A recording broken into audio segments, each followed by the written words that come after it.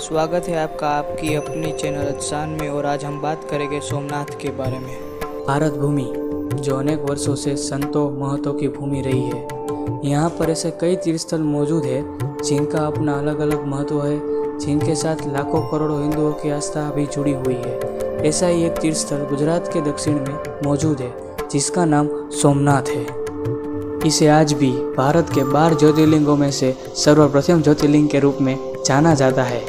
प्राचीन हिंदू ग्रंथों में बताए कथानक के अनुसार सोम अर्थात चंद्र ने दक्ष प्रजापति राजा की 27 कन्याओं से विवाह किया था, लेकिन उनमें से रोहिणी नामक अपनी पत्नी को अधिक प्यार और सम्मान दिया करते थे। इस अन्याय को देखकर क्रोध में आकर दक्ष ने चंद्रदेव को शाप दे दिया कि अब से हर दिन तुम्हारा तेज क्षीण होता रहेगा, जिससे सोम को क्षय रोग हो गया था। क्षय रोग के कारण सोम का तेज हर दूसरे दिन कम होता था।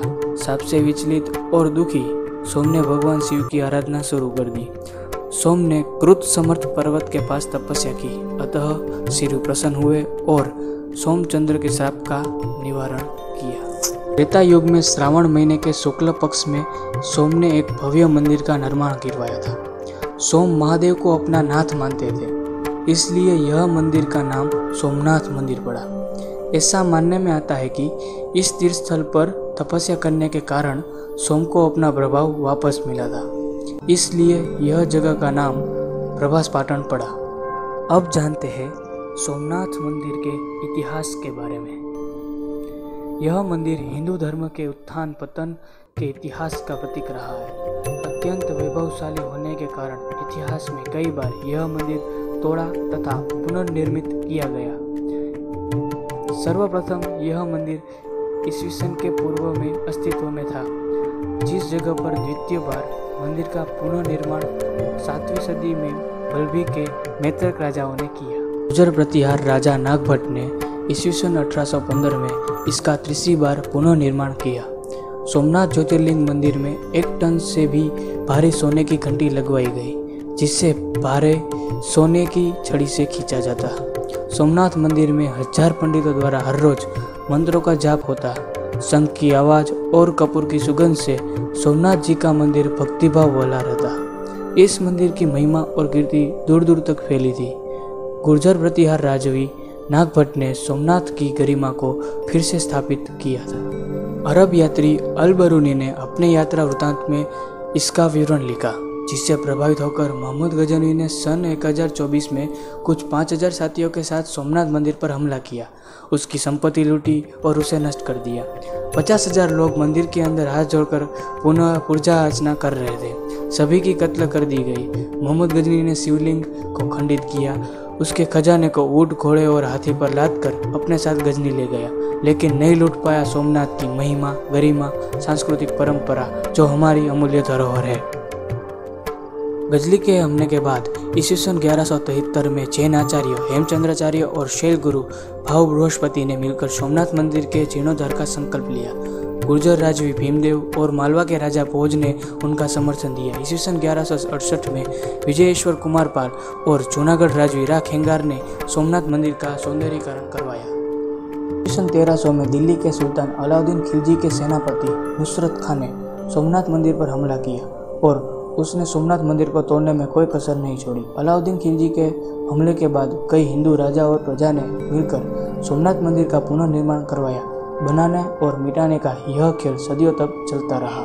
ईस्वी सन 1345 में मोहम्मद तुगलक ने और ईस्वी सन 1355 में गुजरात के सुल्तान मुजफ्फर शाह ने सोमनाथ मंदिर को लूटा। फिर 1490 में मोहम्मद बेगड़ा ने अपने 5000 सिपाहियों के साथ मिलकर सोमनाथ मंदिर पर हमला कर दिया। तब सोमनाथ महादेव मंदिर की रक्षा के लिए बेगड़ा, भील, हमीरजी गोहिल और उनके कुछ साथियों ने अपनी जान की बाजी लगा दी। सब लोग मंदिर की रक्षा के लिए वीरगति को प्राप्त हुए। हमीरजी गोहिल का सर कट गया पर थर दुश्मनों से लड़ता रहा।